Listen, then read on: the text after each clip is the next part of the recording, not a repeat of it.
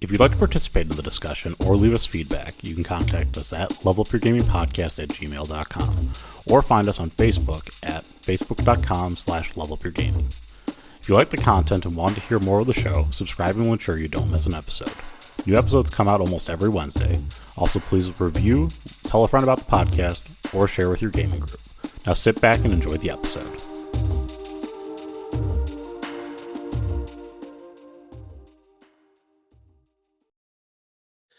Welcome to the Level Up Your Gaming Podcast. My name is Aaron, and joining me once again, I have Josh. Josh, how are you doing today? Man, it's getting dark too early in the day. Yeah, it's called winter. It's a fast approaching.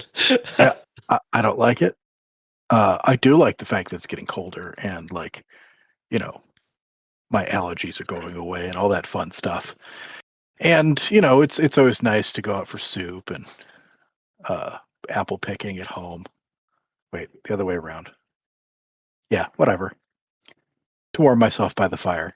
It's a good time. It's dark and I don't know. I'm looking for something to warm me. Like a story. Can we tell like a story? A one shot? Maybe you want to make a one shot? Yeah, that sounds fun. We could do that. Let's make a one shot. Let's do that. Why not? All right. Our topic or our prompt today is curtains fall, secrets rise. Ooh, that sounds like a mystery. Duh. Yeah, it's got to be a mystery. If you put the title "Secrets" in the title, probably going to be a little bit of intrigue in there. Yeah, and curtains falling is very reminiscent of the theater. Yeah, that's what I was thinking too. I was like, this has to be a theater. So the question then becomes, is this a murder mystery or is this a robbery of some sort? So a heist or a murder mystery? And I think in either way we go, my thought would be that there is a play that is occurring and you have been brought in, your team has been brought in to resolve the issue while the play is happening. Yes. So I'd agree with that. I mean, so the curtains fall, secrets rise. If you want to tie into that, I feel like it has to, whatever you do culminates at the end of everything going on with the curtains falling. Like you're closing out the play and it's over, and then your players act upon whatever they need to do. And I'm thinking that if it has to happen during the play, so it's you've got a specific time frame that your players have to resolve this thing in. This definitely is one of those. It needs to start with something being stolen. So first of all, do you want to do heist resolution story or do you want to do murder mystery story? Why not both? Okay. Why not both? Okay, so that sounds fine. We can do a little bit of both here. Okay. This is what I'm thinking. Okay. The play is happening. Players are there watching the play. Okay. The end of the play, it culminates in the final dramatic scene where one of the actors fires upon or slays the other actor as part of the play. Okay. And that is how the curtains fall, except for the actor is actually murdered. Murdered. As part of this plot. Okay, so now nobody may leave the theater. You are now trapped in the theater right after the play with your patrons and your cast and crew. Who done it? Why they do it? There's where the heist bit can come in after that, which is you got your intrigue at the end of it here. So what's going on? what's happening? Is the murder a ploy to cover up the heist? Is there, who's involved? What's going on? That's kind of my thought with it. How are you planning on structuring this? Okay. My thought was the players had been hired by somebody, possibly the lead actress, to say, somebody has stolen my jewelry. That, I've got costume jewelry for the play. It's fake, but somebody at the play has stolen the real stuff, and I need to get it back. And then, as everyone who would have access to it will be there tonight at the actual play, investigate while the play is going on in the backstage. Make sure you don't make too much noise, blah, blah, blah, blah, blah. Then as the play goes on, we would structure different scenes that are happening. There's investigation that they have to do with the other cast members, and suddenly stage hands are ending up dead. That things are going on. And so it quickly devolves from a who stole this thing? Okay, whoever did steal it, we think that it's, Robbie the stagehand. And then Robbie dies. Robbie gets murdered.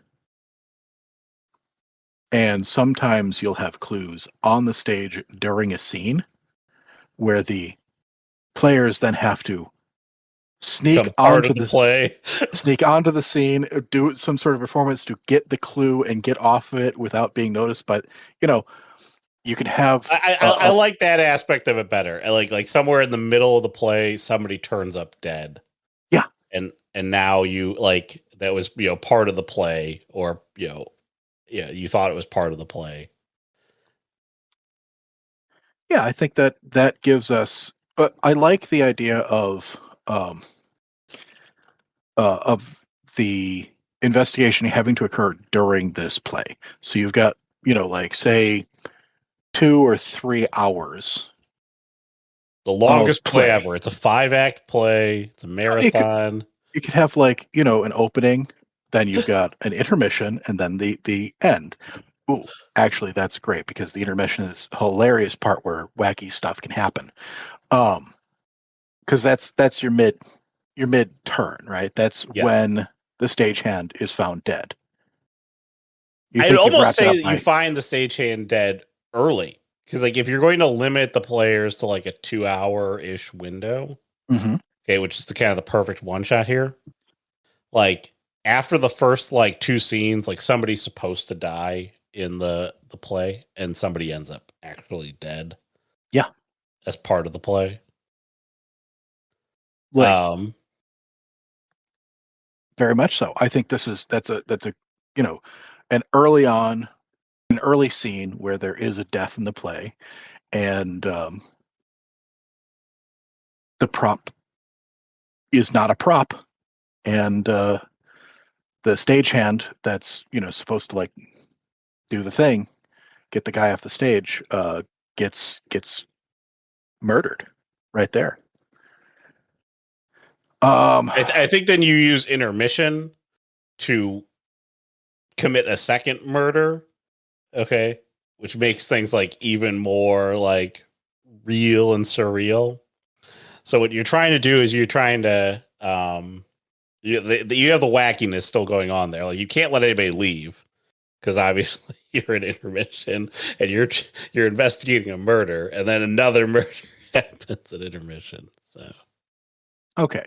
So ideally, what you'd want to do, this would be the best twist, is that you basically shoot all your hints towards one person. Yes. That's the person who ends up dead in intermission. Yes, absolutely. And then it's let's re-examine everything. Now this is the fairly tight, intricate mystery here. The goal is to get players to find the wrong person that has very similar clues to the right person. And then that way, after the murder happens, you're able to then redirect back to the right person. I think so. I think a stagehand dying early on is fun. I mean, not for the stagehand, obviously, But then the intermission would be an actor, somebody who's in the second half of the play, but has very few lines, but is in a couple of scenes. And now that they're dead and the show must go on, it's a good thing the party is here. Don't worry, we'll feed you the lines. We just need somebody to go out in costume. You'll be mostly in shadows. It'll be fine. And so then, it just adds a little bit extra to the craziness that's going on. So they've got to do the investigation. There's a murderer on the loose. One of the party is now dressed as the person who's been murdered, which might help draw out the killer. Who knows? It could be, there's a lot of things going on. And I think if we structure this properly, it could be a lot of fun to tell this story. I think so, yes. So I think this is the time that we start laying down some ground rules. Okay, so obviously you're brought in to investigate this theft. The genre and setting for this is, of course, the theater. There is no other. This is your bounded box. It is the theater. So this is one of those stories in which later on we get to the review of things that you might need.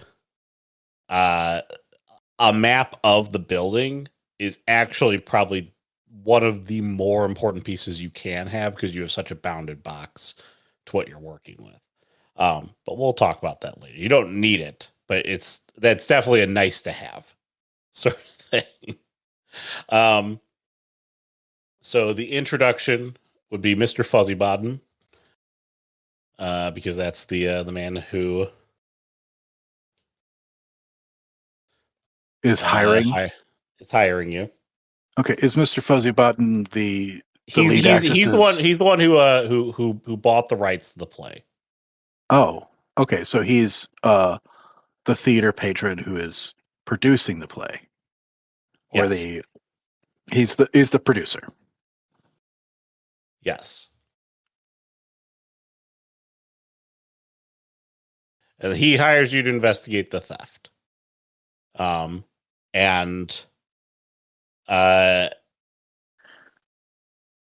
this point, they have not let the actor, they believe it's one of the actors or actresses or one of the stagehands. They have not let them go home yet. They know that that this has happened. It happened hours before the play, and now you're being brought in to take care of this. So it's very like a very real timeline in which nobody has left the building yet. They know the jewels must still be on premise. Mm-hmm. And then so then you're going to be going in right before the play starts. So you can imagine that chaos here in like the theater world of people getting ready to get on stage and act, and you're trying to question these other people. And Mr. Fuzzybottom understands that you have a limited amount of time to question people. And so he's now, because he's the director and the producer of this play, he's decided to upend the whole play and write you into the play to allow you to question people on stage. So you're going to genre mash your play. Oh, fantastic. But like, you have to keep with the theme of the play. And then whenever the players ask, what's the theme of the play, you have to sort of hand wave it away so they don't understand. Yes. They'll go on stage, and sometimes there'll be a person in full knight regalia with a laser rifle. Just you have a samurai out there who is practicing law in LA. Nothing makes sense. Samurai, ninja, laser rifle, lawyer. Yes. Those are 4 separate characters. I think for NPCs, obviously we need Mr. Fuzzybottom. the producer slash director, who is throwing this thing. We need a lead actress. I don't know any good lead actresses' names that aren't actual people. They just keep popping in my head with actual people. We need again. We don't need to come up with a name for this lead actress. Yes. If we come up with a good name later on, we'll give you a good name for it. You need a lead actress. You need a leading man. You need a secondary actress or secondary man. So Okay. There will be more actors, but these are the only people that count. Okay. The lead actress is the one whose stuff got stolen, and she's, rightfully upset about this whole situation in the first place. The leading man is a himbo. It's just like, he looks great. He's dumb as hell. He's nice, but he's dumb as hell. That's his job, is to be a leading man. And then your secondary actor or actress is going to be the person who gets murdered at the intermission. Like, all the clues should be leading up to that person by that point. Okay. Everyone believes it to be them. I'm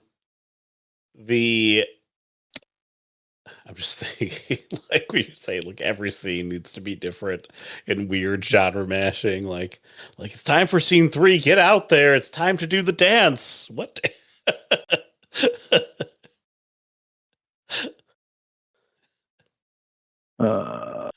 Act 1, Scene 2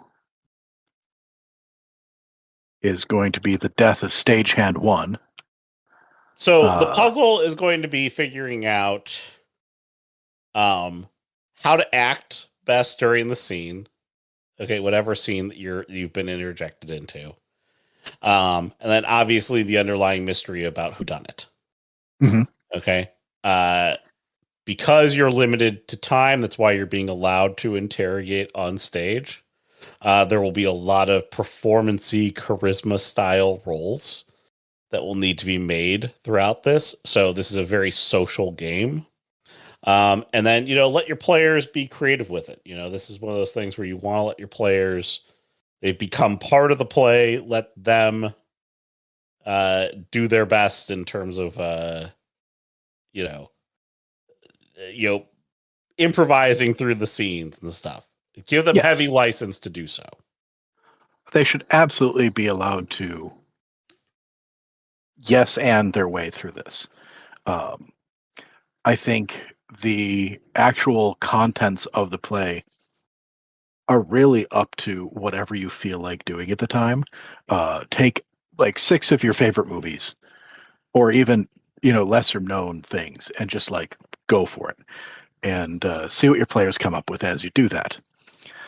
The initial puzzle would be, that first scene, the first 2 scenes should give the players some clues to say that the last person they saw going into the lead actress's room was the first stagehand, who then, as soon as they get that information, the stagehand dies. And that's the end of that scene. Then, the next clue that they're going to have to get into is that stagehand was having a torrid affair with the secondary actor or actress.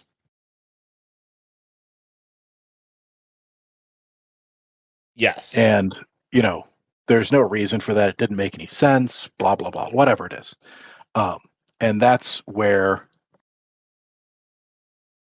that again, I don't know that I'm going to connect all the dots here on this episode of Let's Make a One Shot, but the idea here is that we're giving you some general ideas of how to connect these things. Yes. Okay. So This is one of those things where we've now woven quite an intricate mystery into a 2-hour window. All right, yes, you're gonna need to work a little hard to make some of this work. Obviously, in the realm of making one shots, some one shots are very simple. Okay, they just involve a big old combat board and a bunch of people that's fighting each other, and other one shots involve a little bit more effort. Okay, where you're going to put in more time and effort to tell a very very short story. It's going to look really tight and be a lot of fun. So, well, I think that you don't even have to do like dramatic. Uh, you don't have to make the getting the clues all that difficult. The difficulty is not in the asking the right answer, asking and getting the right answer. These people are willing to. The problem is that they have to do it under the constraints of currently performing a play. yes. Okay. And so I think, the first scene is sort of an introduction to the characters. The players have to come out and sort of introduce their characters and interact with the other people. And then in scene 2, then they can start to question about what's going on. They find out about the stagehand. Oh, no, they're dead. Which is actually because somebody did, there is an attack at the end of scene 2. Scene 3 is, in fact, a full-on fight. It's a stage fight, but it's a fight. So it's a combat. The best way. So this is the master trick. This is how you get to your resolution and make it look really good. Yeah, I'm jumping ahead. I'm jumping all over the place. Okay, go ahead. You got it. Okay, is that every scene that you enact is the plot of how the jewels were stolen? Oh, fantastic. That is wonderful. So like it makes sense. Everything you do gets you to the answer if you follow along and catch the clue. But the players will be so intent on like figuring out what the puzzle is, they're not paying attention to the play. Yes. Is that what you're saying? Oh, Yes. that's fantastic. But yeah, so we get to a climax. Do we have a large fight on stage? Do we have like a murder mystery whodunit? Like they gather all the people in the study and I feel like you could do it either way. Okay. So like Mhm. this is a choose your flavor sort of moment. And KYP, obviously, know your players. I like the idea of having gathered all these clues and doing the murder mystery, sort of clue at the end of the movie clue, and they're all together and they finally like finger the person who did it after going through the evidence and then you are met by raucous applause from the crowd because of how the movie or the play ends. The curtains fall, and then you can have a fight either way if you want to have one. Okay, it's like, or you can do the fight on stage, and then the curtains fall, and like you're victorious in that way as well. But both ways, I think, are very, very fun and clever. Honestly, I don't even think you need to KYP. I think you could just have Mr. Fuzzybottom come up to you just before the last scene says, I don't know how it's gotten so out of hand. How am I supposed to end this thing? Is this going to be a big fight? Or are we going to have one of those reveals in a parlor with a detective? Okay. So you your players get to choose the ending. It's like a choose your own adventure novel. Yes. Oh, and that's the perfect way to end it. Like, well, obviously we need to have the big fight. And then they go on stage and then they have to fight. Well, like, who is your opponent? And then they get to, they have to present evidence while fighting. Yes. Or they have to do the, Columbo, just one more thing on stage and have a day of it. Yes. So, I mean, like, the good thing about structuring the game this way is if your players have been totally lost up to this point, in the last couple of scenes, you can help guide them to the answer. Okay, it doesn't mean that that they have to win, but you're helping them get to an answer to be able to basically point the finger at someone and then make a choice. Yeah. And then does it matter for what we're doing who stole the jewels and who murdered these people? At the end of this, now that you're making the play be what actually happened, it sort of doesn't matter. There's a lot of weird hand wavy stuff here because like you don't actually need it to be. You don't need to pick the villain. Okay, you can make the villain at the time of the play, you know, and how it plays out there at the end.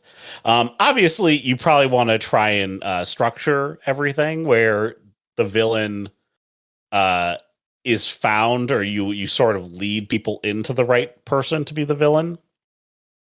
But you know that'd be my advice is to pick someone to be the villain and make sure that your players can like point to them and identify who they are at the end of it. Now, does that mean that like you should just wholesale say, well, you lost because you chose the wrong person? No, because that's not the purpose of the game. Losing the game would be to give up in the in the middle of it almost and decide to do something completely different. I mean, it's sort of like the design of the game itself. So Honestly, I think whoever they like, if you want to go this route, whoever they accuse of being the murderer at the end, like if they're doing the fight or they're doing the whole reveal, whoever they decide is the murderer, you can just say, how did you know? And then make them come up with the answer. Yeah. Yeah. The puzzle is how do you identify that that's the right person? And it's all a role play session then. They have to do this, like they have to do it. They have to come up with the answer. And the more ridiculous it is, the better. That's why what you could do throughout this is, yeah, you've got your stagehand, you know, early clues are pointing to the stagehand. Stagehand, stagehand, stagehand. Nope. Secondary actress, secondary actress, secondary actress, secondary actress. And then all the clues in the second half in Act 2 are just everybody. And they just decide which clues are the ones they want to believe in. Which ones are more appropriate. And you can just throw out anything you want at that point. Okay, all right. I like that. So the reason why I say you could do it either way, okay, and this is a choose your own adventure. We'll do the you give them a bunch of clues. The players get to announce who is the villain for these reasons, and the villain is named, and then they will capture the villain or fight the villain. Okay. However, if you want to have because some of you might be listening to this and go, that's silly, why would we do that? Okay. Again, thematic with the one shot, but if you don't want to do that, put together some clues and name, like, make it so it's pretty clear who they have to name as the villain at the end of it. Okay, make the right choices. Like, just give them the right one, and then let them choose. Like, did they get the villain or did they not get the villain?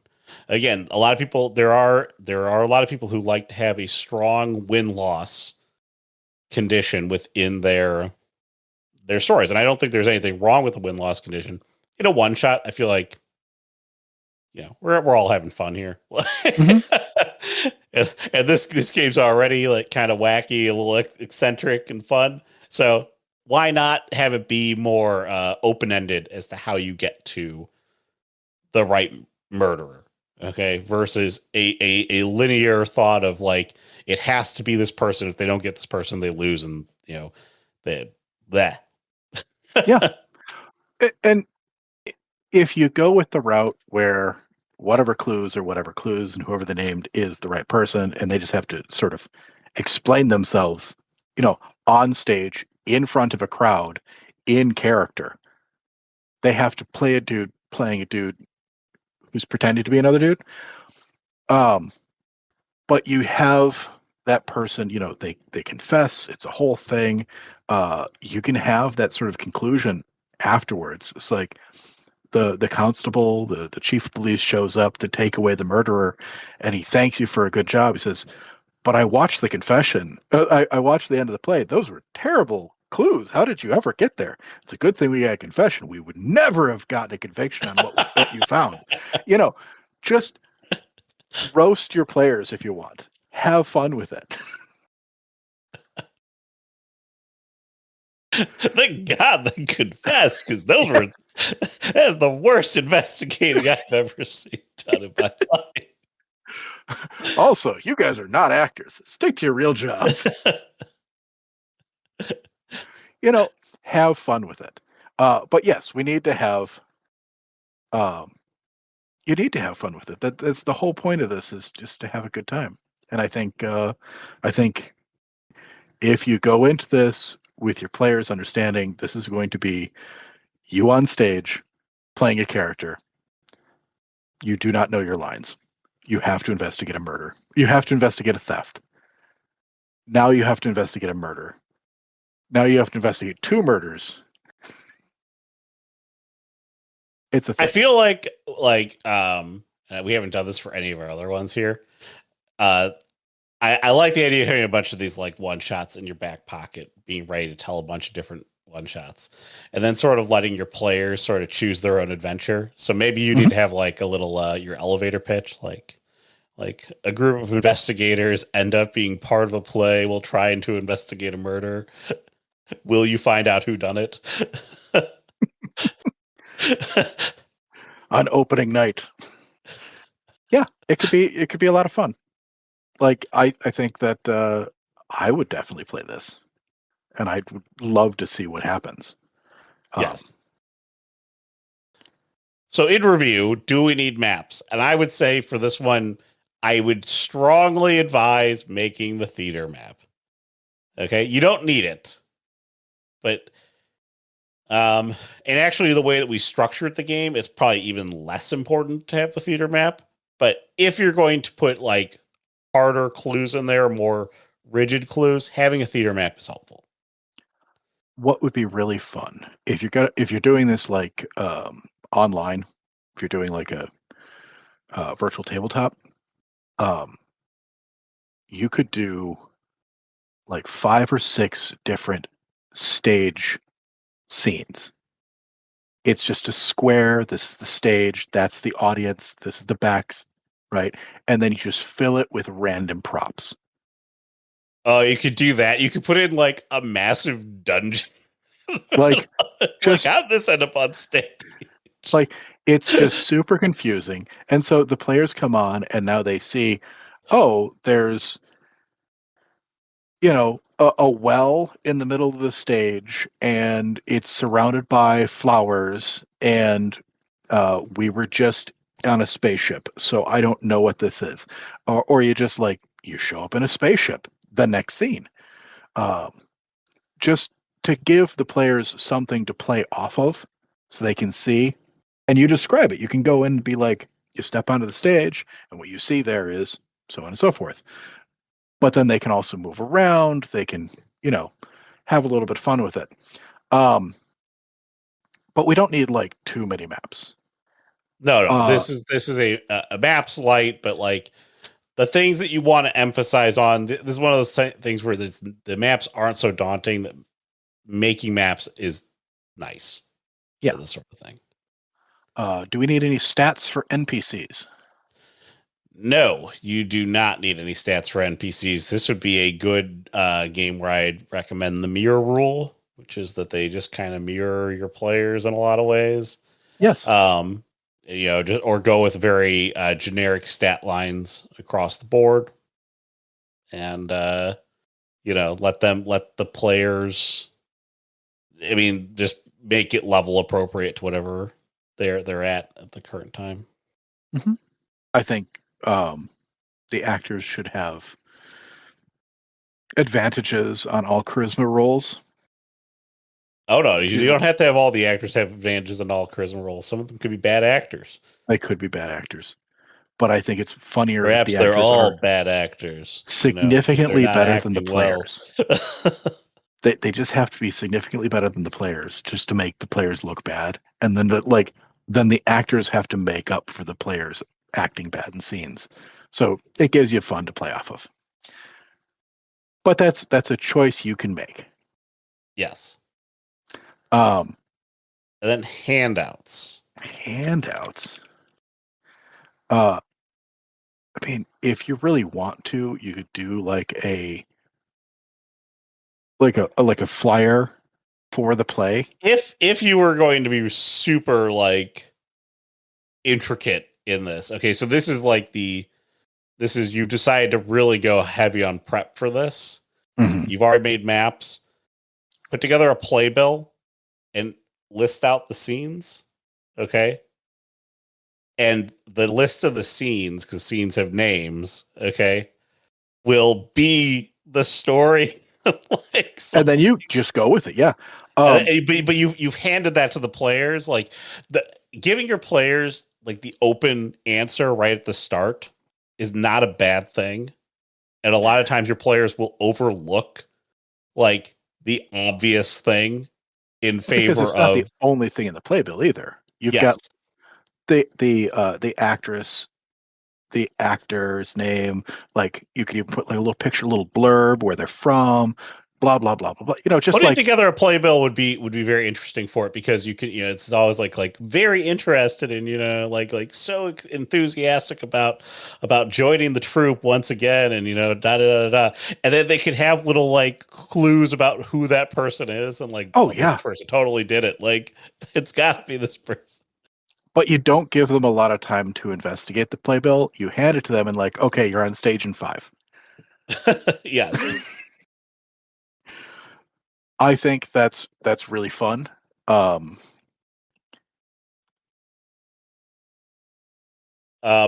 that's if you have the time, give them the playbill. You don't have Yes. to do it, but that would be a way to accentuate the not absurdity, but like the very like obvious nature of like what you're trying to the tone you're trying to strike with the game.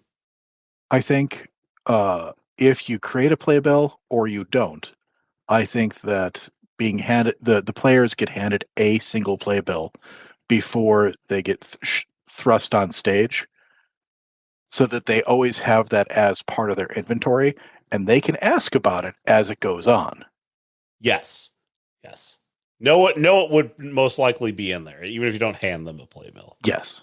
And that way, they can like, okay, I have no idea what's going on with this play. What's the name of the play? Does it list what scenes are in it? You can say, okay, the next scene is this, and just go with it from there. Sudden Blossom Moonfall. What? What's that? What did that scene mean? You get on stage, it's a pirate ship in a storm. Yes, I think it's the crazier you want to do it, the better. I think this is a lot of fun. I think you can have a lot of fun with your players, and if they're into like just acting out crazy scenes as their characters, that sounds like an amazing time. Yeah. Is there anything else you want to add to our silly play investigation? Oh no! Other than the fact that I hope that if you do run this one shot, it's not like short. This is something that's going to take several hours to complete. Yes. This should this should be a full night's worth of playing to go through this here. If you do decide to run this one, let us know. levelupyourgaming@gmail.com or facebook.com/levelupyourgaming. The podcast is on YouTube, so you can smash the like button there if that's your listening medium. Subscribe to the podcast there. Otherwise, go to your favorite podcasting site, subscribe to it, review it, recommend it to a friend, all those good things. And that'll wrap us up for the week. So for Josh, I'm Aaron. Have a good week, everyone. Bye.